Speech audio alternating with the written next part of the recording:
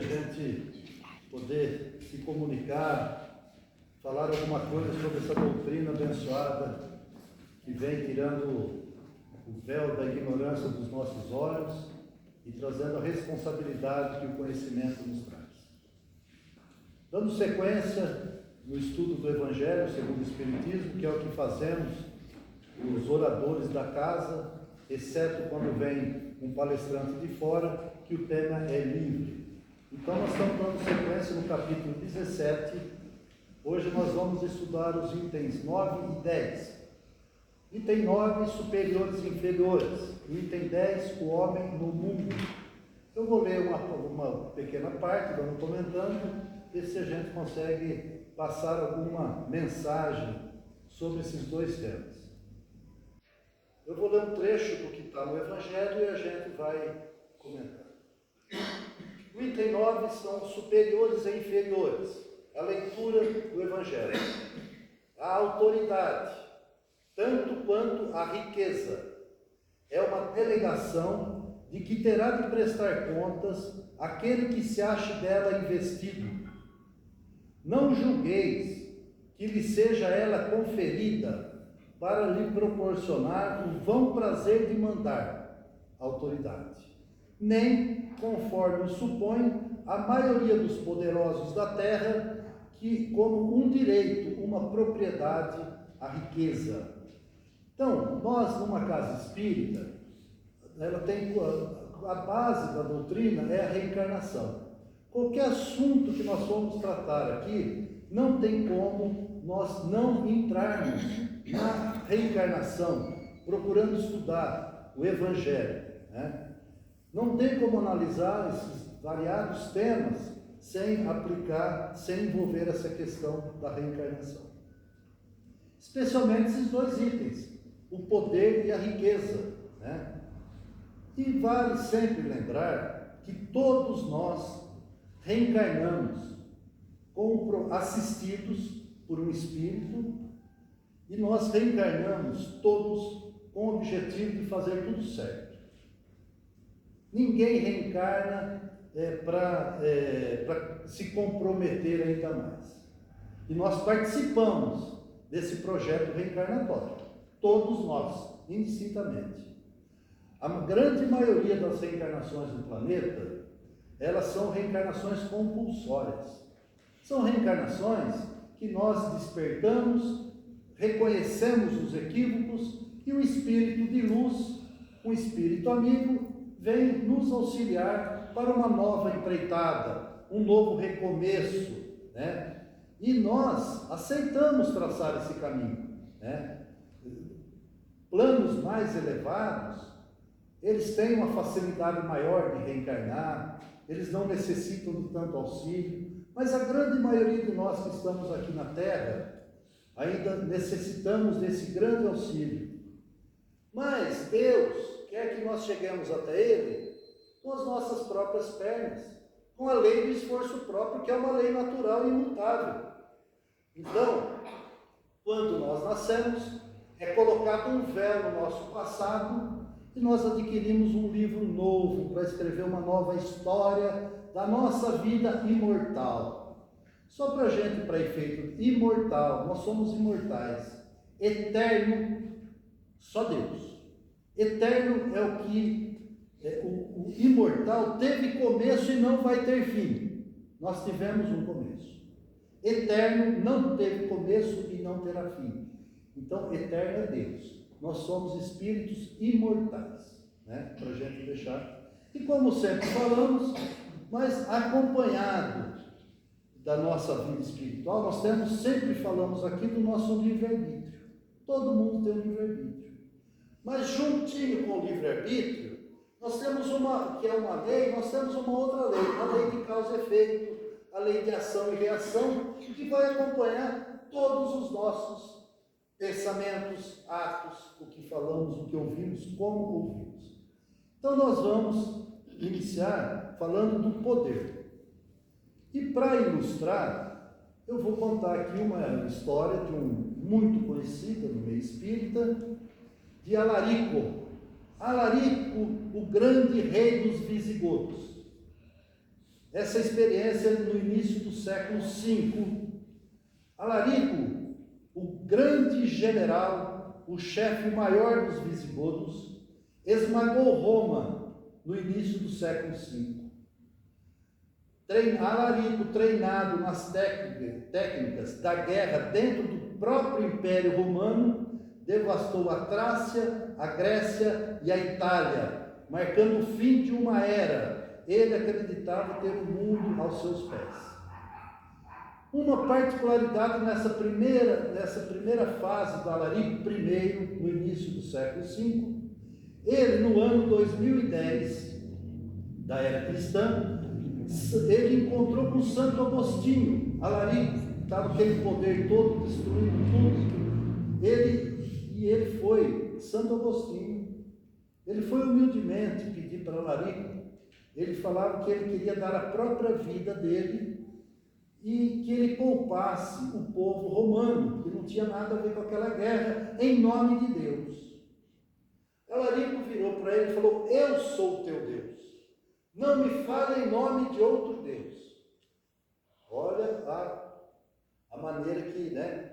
E ele, em obras, depois, ele escreve que foi tão impactante que aquilo ficou guardado dentro dele e uma hora desabrochou aquele encontro que ele teve com Santo Agostinho. E uma característica, a igreja de Santo Agostinho se escondeu com os seus amigos, ele não atacou. O único lugar que ele não atacou, aquilo tocou o coração de Alarico. Mas Alarico, como todos nós, também tinha um projeto aqui de fazer coisa boa. Ninguém reencarna para fazer coisa errada.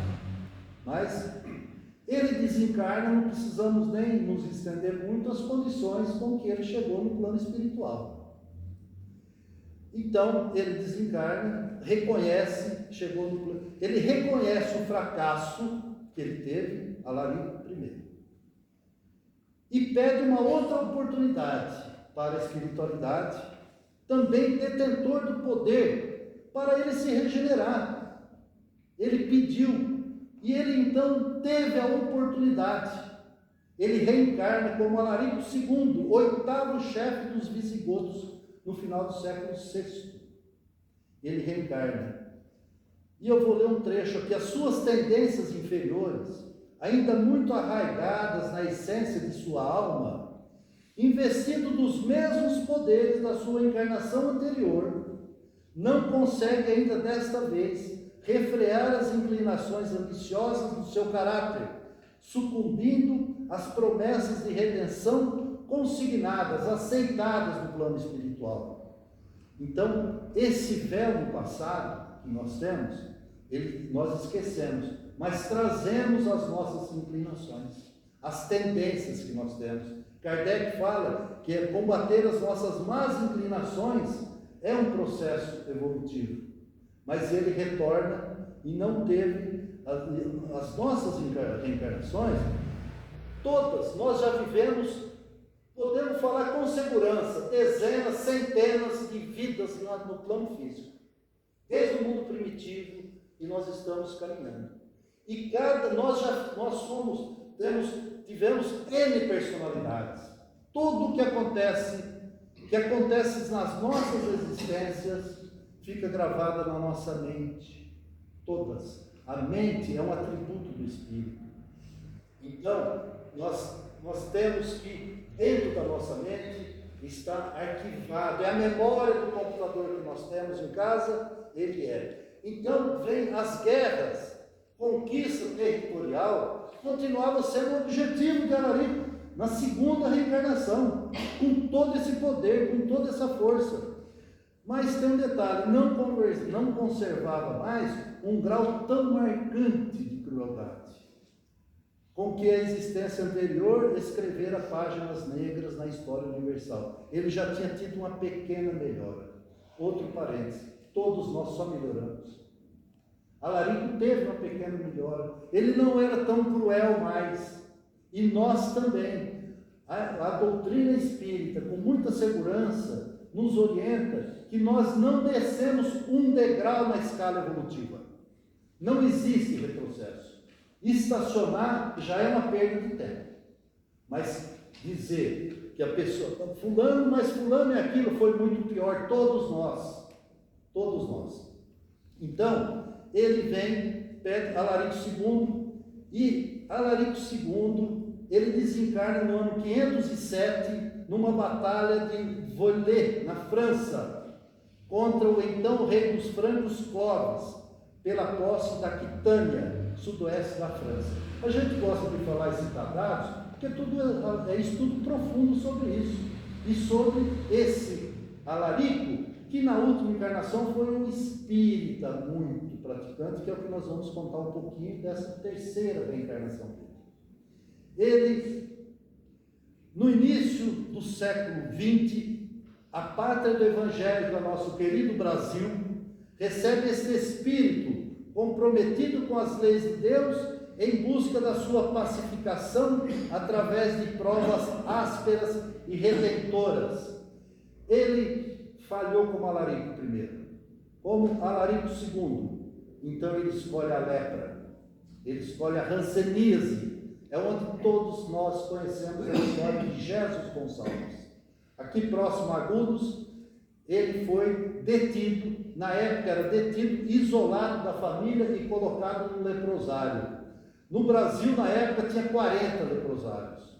São coisas que a evolução vão tirando da pauta e vão surgindo novas experiências para nós. O isolamento forçado de 1949 a 1986, 37 anos, eles ficavam em colônias e não podiam sair de lá. Quando tinham filhos, os filhos eram retirados deles. E essa era a vida, o isolamento forçado. Muitos leprosários tinham na época. Viviam em colônias, presos. O exército tomava conta, a cavalaria andava. Se saísse de casa, estava sujeito a levar um tiro, porque não tinha contato. Para falar com os familiares, Alarico tinha filhos, tinha todo mundo, foi isolado como todos os outros. Foi isolado, era um calatório, uma distância de 5, de não sei quanto, para falar com um da família, quando isso tinha condições, porque a família também abandonava. Olha a prova de quem veio 2 vezes rei. E ele, aqui na colônia Aimorés, em Bauru, foi onde ele foi internado, retirado da casa dele, colocaram fogo e a família foi para lá e ele foi. Mas esse espírito revolucionário de Alarico, também com a hanseníase, ela imperou, porque ele transformou as colônias de hanseníase, levando lá baile, levando cassino. Ele transformou os leprosários, ele deu vida, porque eles estavam condenados a ficar lá, eles não iam mais sair. Então, aquele preparo que ele tem. Então, ele tinha baile entre eles, começaram a se casar entre eles. Tudo isso, esse grande espírito de Jesus Gonçalves, que reencarna como Alarico. Tinha contato com Chico Xavier com frequência, mandava uma carta um para o outro, a carta demorava mais de 1 mês para chegar. Um senso de humor como os grandes espíritos têm. O Chico também tinha um senso de humor. Escutar a história do Chico, todo mundo dá risada. Muitos conhecem a do avião, mas tem muitas outras da viagem dele. E ele mandava carta para o Chico. E ele o trataria comendo orifícios, nariz, e ele escrevia, o Chico falava que ele escrevia assim para o Chico: Chico, como que é? Quero pegar, eu estou cada vez melhor e mais bonito, mas o meu fotógrafo é um desastre. Imagina, fazer sátira, a evolução, e se tornou espírita, casou com uma, a história dele é linda, digna de uma palestra, como nós já fizemos aqui, falando desse grande espírito. Jesus Gonçalves, ele falava para o Chico: o dia que eu desencarnar, eu passo aí na sua casa para dar tchau para você. Chico falou que um dia estava numa reunião na casa dele, de repente parou na porta um espírito, que aonde tinha lepra, falou que saía aqueles raios de luz, que não precisava nem ser vidente, aquele perfume de quem suportou, se regularizou com as leis de Deus numa encarnação dolorosa. Esse é o poder. É isso que nós estamos falando e é isso que nós temos que ficar atentos. Porque nós não estamos falando só da olaria. E a secretária que nós temos em casa? Ou um comerciante que tem um funcionário? Ou alguém que é subordinado a você? Como nós estamos falando? Nós estamos. Porque quando fala de rico, a gente imagina o dono de um banco, mas nós também podemos ajudar. Quando fala de poder, imaginamos o alarico, o presidente. Não, nós também temos acesso a pessoas. Como estamos nos comportando com aqueles que são, entre aspas, na atual encarnação inferior a nós? Nós temos que ficar muito atentos para que não cheguemos lá e venhamos a solicitar uma reencarnação dolorosa para o nosso próprio burilamento. E vou falar um pouco agora da riqueza, mas a riqueza eu vou ler na íntegra. Não tem uma passagem evangélica melhor do que a gente falar de Lázaro, que é tão falado aqui na casa. Mas eu não vou contar a história, eu vou ler na íntegra. É rápido e é muito interessante, porque nós falamos do poder, o perigo que é, e a bênção que é. Nessa última encarnação, ele se regenerou e transformou os leprosários. Nós tivemos no leprosário em Pirapitingui, conhecemos lá a dona Rosana e o marido, 2 ancenianos. Teve a filha trabalha, é limpa, eles falam lá, né, ela é limpa, e continua trabalhando no leprosário, que um grupo nosso aqui foi visitar lá algum tempo atrás. Então está ali a prova. Né? Frequentei aquele leprosário quando morei em Campinas durante alguns anos, todo primeiro domingo do mês. Então é muito interessante. Então, um pequeno comerciante, um sitiante, alguém que tem em casa, nós temos que poder sobre alguma coisa, temos que ficar muito atentos. Então, em João capítulo 11, 1 a 46, sobre Lázaro, passagem evangélica. Havia um homem rico, e vestia-se de púrpura e de linho finíssimo, e vivia todos os dias regalada e esplendidamente. Havia também um certo mendigo, chamado Lázaro, que jazia cheio de chagas à porta daquele, e desejava alimentar-se com as migalhas que caíam da mesa do rico, e os próprios cães vinham lamber suas chagas. Era leproso. E aconteceu que o mendigo morreu e foi levado pelos anjos para o seio de Abraão. E morreu também o rico e foi sepultado.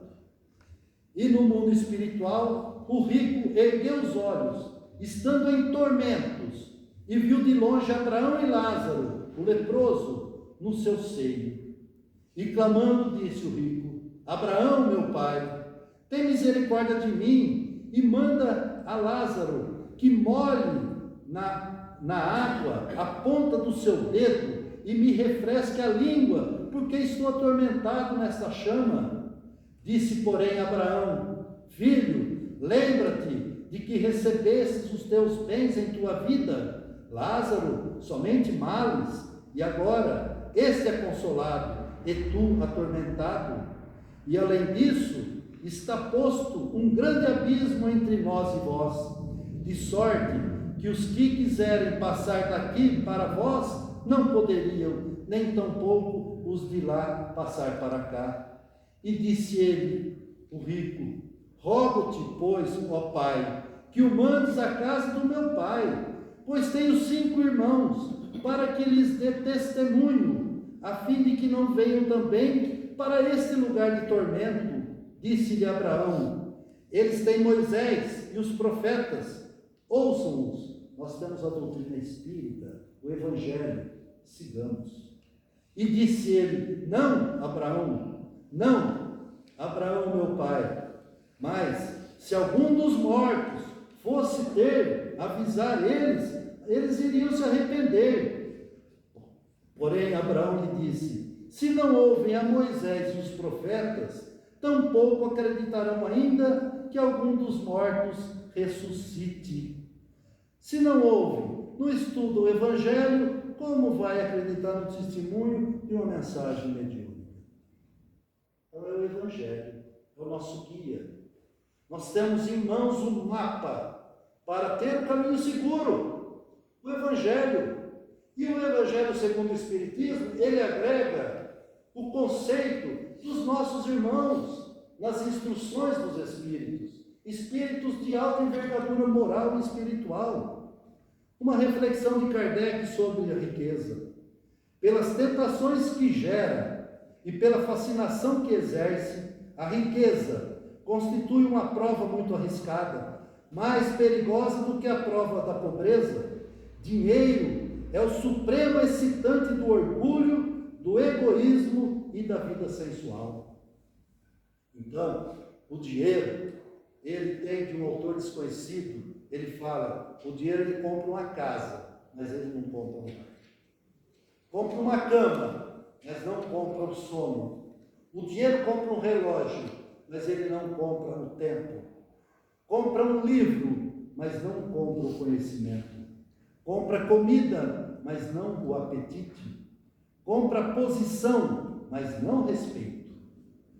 Consegue comprar sangue, mas não compra vida.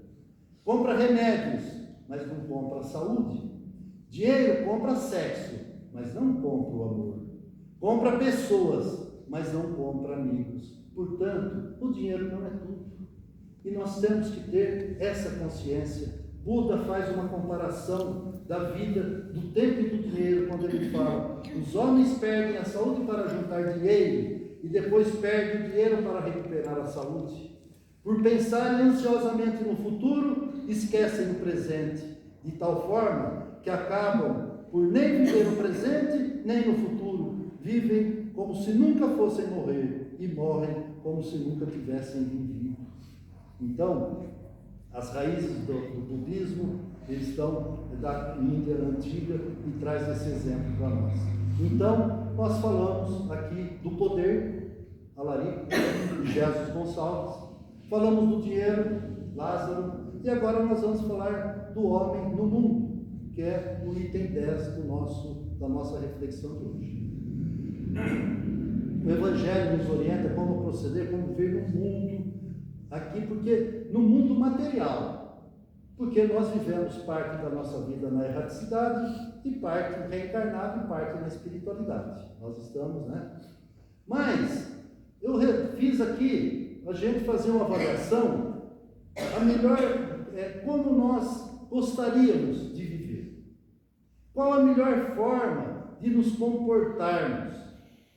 Qual o mundo que eu quero? Qual o mundo que eu desejo? Eu vou citar 7 itens que nós queremos viver num mundo completo de vícios materiais e vícios morais, ou num mundo sem vícios, onde toda conduta é correta, todas as ações edificantes. Que mundo? Segundo, queremos estar num mundo onde se ouve músicas salutares, de alta vibração que nos enobrece, ou de músicas que nos apequenam, nos diminuem, de alto poder sensual, com letras que estimulam o crime. 3. Queremos viver num mundo onde jovens engravidam, sem nenhum planejamento, sem condições de bem cuidar, ou onde as famílias sejam felizes e organizadas. Queremos um mundo onde a criminalidade impera, ou onde o bem prevaleça. Viver num mundo com as prisões abarrotadas, ou onde as crianças e jovens frequentem as escolas e vivam uma vida saudável, crescendo e evoluindo. 6. Quero um mundo onde as famílias vivam em discussões, onde pais e filhos vivam em atrito, esposa e esposo com falta de respeito, ou queremos viver num mundo onde as famílias sejam saudáveis, onde a convivência é fraterna? E por último, queremos viver num mundo onde as pessoas vivem depressivas, com problemas psicológicos, precisando tomar medicamentos para conseguir conviver, ou eu desejo viver num mundo onde as pessoas sejam saudáveis, alegres e otimistas? Que mundo nós queremos ver? A gente não precisa perguntar, porque se nós estamos aqui numa quinta-feira, com esse frescor, buscando estudar o Evangelho, é porque nós queremos esse segundo mundo. Não temos dúvida disso, né? O mundo que nós queremos viver é um mundo bem melhor. Hoje, nós estamos no século XXI. A Rússia e a Ucrânia numa guerra. Israel e Hamas numa guerra sendo acrescida, sendo potencializada. 8 países estão vivendo em guerra civil internamente. Nós queremos viver nesse mundo? Dessa realidade? Ou é melhor a gente se isolar? Eu não provoquei isso. Eu não tenho nada com isso. Eu vou focar na minha religião. Vou viver no centro. Vou focar, vou trabalhar, ou numa instituição, ou o que é isso? Vamos mergulhar e fugir dessa realidade. Esse é o caminho? Vamos ver o que o Evangelho fala para nós. Qual é a postura que a gente tem? Será que não me aborrecer é melhor eu me afastar para que eu não me contamine com esse mundo que estamos vivendo? Eu vou ler um pequeno trecho da lição de hoje. Não penseis, porém, que queiramos vos levar a viver uma vida mística, isolado do mundo, que vos mantenha fora das leis da sociedade em que estáis condenados a viver. Vivei com os homens do vosso tempo, como devem viver os homens. Sacrificai-vos às necessidades, o desejo, a atração para aquilo que não é bom, e até mesmo o supérfluo de cada dia. Mas fazei um consentimento de pureza, que as possa santificar. Aqui foi um espírito que não se identificou para passar essa mensagem. Mas nós percebemos que o isolamento não é a melhor solução. Há 40 anos atrás, eu sempre repito aqui no estudo que nós tínhamos lá em Campinas, há 40 anos foi feita uma pesquisa que a profissão mais estressante era ser motorista de táxi em Nova York. O Dr. Carlos, que dava estudo para a gente, ele falava, ao invés de ir para o topo ou no pé de uma montanha e se isolar, vai ser motorista de táxi em Nova York, porque é lá que nós temos que buscar esse aprendizado. Conviver com tudo isso ao nosso redor é difícil, mas nós somos, cada um é uma individualidade, não existe 2 espíritos, 2 pessoas iguais. Então, por isso que esse convívio, é através dessa busca, desse convívio, que a gente busca harmonizar as diferenças, é que nós evoluímos, é que nós crescemos, enfrentando essas adversidades, convivendo sem julgar. Porque conviver e julgar é você pôr o dedo. Respeitar quem pensa diferente de nós, mas respeitar de verdade. Quem tem uma conduta diferente da nossa. Não pode existir o preconceito. Quem tem uma escolha diferente. Então, o que acontece quando a gente vai procurar viver dessa maneira? Vai despertar na gente, no convívio com tudo isso, bom senso, respeito pelo outro, pelas escolhas que o outro tem. E aí vem o quê? A nossa convivência e o nosso burilamento. Então, viver isolado é uma maneira egoísta, né? Tem uma mensagem do Chico que chama Buril de Luz. Eu vou ler, explica isso direitinho, de Maria Dolores. Um verso dessa poesia fala o seguinte: que destino muda a argila esquecida e vulgar, sem a temperatura desumana que deve suportar para ser porcelana? O barro se torna porcelana com a temperatura desumana. Nós nos tornamos espíritos puros, com o autoburilamento, com a reforma íntima e as 2 asas que o professor falou muito bem aqui, da sabedoria e do amor. Senão a gente não sobe para Deus com uma só. Muitos intelectuais, mas não têm amor. E outros devotados, mas ignoram o conhecimento e se isolam em uma religião. Não é assim. A doutrina nos orienta à convivência, viver em sociedade, evoluir juntos, né? Seremos então espíritos puros. também perfeito não. Eternidade e perfeição só Deus. Seremos puros. Teremos essa condição. Isolamento é uma atitude muito egoísta. Pergunta 767 do Livro dos Espíritos. O isolamento absoluto é contrário à lei natural? Sim, pois os homens buscam a sociedade por instinto e devem todos concorrer para o progresso, ajudando-se mutuamente. Comentário de Kardec. Nenhum homem dispõe de faculdades completas, e é pela união social que eles se completam uns aos outros para assegurarem seu próprio bem-estar e progredirem. Eis porque, tendo necessidade uns dos outros, são feitos para viver em sociedade e não isolados. Mas tem pessoas que estão isoladas dentro da própria casa. Tem pessoas que moram numa família grande e vivem isoladas. Quer saber? Não tem tempo, os filhos. Então, esse isolamento, esse poder que eu falei que todos têm, essa riqueza que todos de alguma maneira têm, então nós temos também que estar atento a não nos isolarmos dentro do próprio lar. A convivência é necessária fora, ela é mais necessária dentro, porque é nas nossas famílias é que reencarnam os desafetos para o burilamento. É natural que às vezes você tem mais simpatia com um amigo que não é parente de sangue do que alguém muito próximo. É natural. O que nós temos que ter é insistir e não julgar, fazer a nossa parte e não ficar cobrando do outro. Não é isso, né? Desejamos viver num mundo melhor, de caridade, de amor. Temos que fazer escolhas que nos levem a esse mundo. Todas aquelas 7 questões que eu coloquei, ela depende de nós. Não depende dos outros para a gente viver dessa maneira.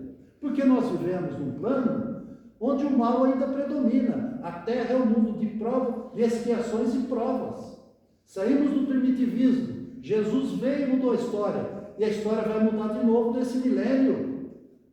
Tudo isso que está das 7 questões colocadas, ou viver, um mundo regenerativo é assim que se vive. Ou nos preparemos para ele, ou não vamos herdar a terra, porque os bons herdarão a terra. A terra vai progredir. Se a gente não contribuir, vamos ajudar um mundo primitivo em desenvolvimento, como vieram aqui os egípcios, os incas, os maias, essas civilizações, nos ajudar quando nós estávamos ainda engatinhando.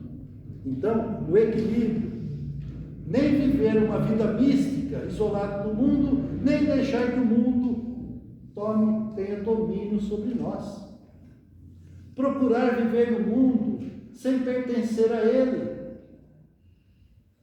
Poderia o homem, pergunta 909, que nós lemos no estudo, poderia sempre o homem, pelos seus esforços, vencer suas más inclinações? Vou repetir a pergunta. Eu poderia, pelos meus esforços pessoais, vencer as minhas más inclinações? Perguntei. Os espíritos respondem sim. E frequentemente fazendo esforço insignificante. O que lhes falta é vontade. Ah, quão poucos dentre vós fazem esforços. O que o Espírito está falando? Que a gente é acomodado. Nós não queremos mudar, mas a hora de mudar, nós encontramos um obstáculo. Se nós fazemos coisa errada, queremos fazer coisa boa. Paulo falou que nós vivemos rodeados por uma nuvem de testemunhas. São os espíritos que estão. Quem escolhe a companhia espiritual nossa, somos nós, não são os desencarnados. Se estamos vibrando numa vibração baixa, voltada a egoísmo, sensualidade, seja lá o que for que nos destempera, nós estamos atraindo esses nossos irmãozinhos, essa nuvem de testemunha. E nós temos o livre-arbítrio e escolhemos quem nós queremos estar por perto. Então o mal, em 1790, o filósofo Edmund Burke já dizia: tudo que é necessário para o triunfo do mal é que os homens de bem nada façam. Precisamos sair da nossa comodidade e viver como Jesus orientou. Jesus é o maior exemplo nosso. Ele era acomodado. Nós não temos que pegar Jesus como exemplo. Então vamos ter caráter, força de vontade de chegar e viver de uma maneira e, se possível, falar de Jesus. Falar da mudança que Ele faz na nossa vida. Porque Ele faz na vida de todo mundo aqui. Senão não estaríamos aqui. Ele faz a diferença. Ele é nosso amigo. E todo o nosso pensamento chega até Ele. Então, por que no mundo, pergunta 932, por que no mundo, com frequência, a influência dos maus sobrepuja a dos bons? Olha a resposta: por fraqueza dos bons. Os maus são intrigantes e audaciosos, os bons são tímidos. Quando esses quiserem, preponderarão.